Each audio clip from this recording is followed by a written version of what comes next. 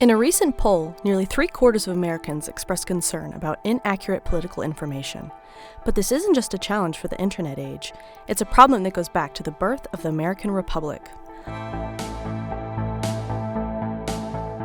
Colonial leaders long believed that most ordinary people, including women, people of color, and non-property holding white men, lacked the knowledge to make good political decisions. Ignorance is the appointed lot of all born to poverty.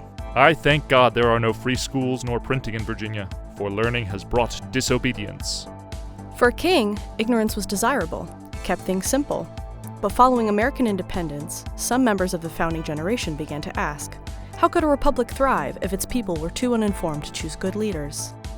If the common people are ignorant and vicious, a republican nation can never be long free. This problem worried the framers of the U.S. Constitution. As they assembled in Philadelphia in 1787, some delegates protested that the public was already being led astray by bad information. The people want information and are constantly liable to be misled.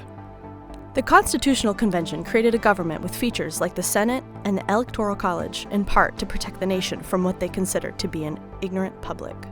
A well-constructed Senate may be sometimes necessary as a defense to the people against their own temporary errors and delusions. But even as the founding generation hoped to guard against popular misunderstanding, some also looked for new ways to inform and educate the public. Some leaders hoped that the First Amendment could protect civic discourse by protecting the freedoms of speech, assembly, and petition. Congress also passed a major postal bill to strengthen internal communications and encourage the circulation of newspapers. And many states enacted or debated plans for widespread public education. Where government is in the hands of the people, knowledge should be universally diffused by means of public schools. But leaders and voters often recoiled from the expense involved.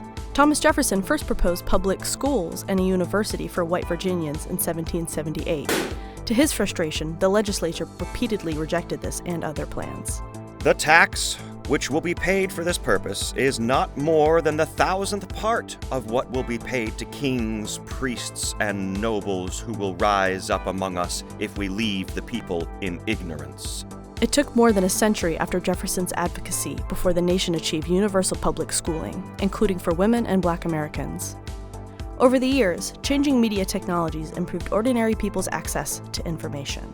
They have also made it much easier to encounter misinformation. Today we have the world's knowledge at our fingertips. We have access to more information than the most well-educated 18th century person could imagine.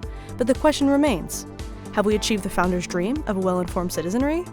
How informed are you about American civics? Take our quiz at colonialwilliamsburg.org/informed and learn more.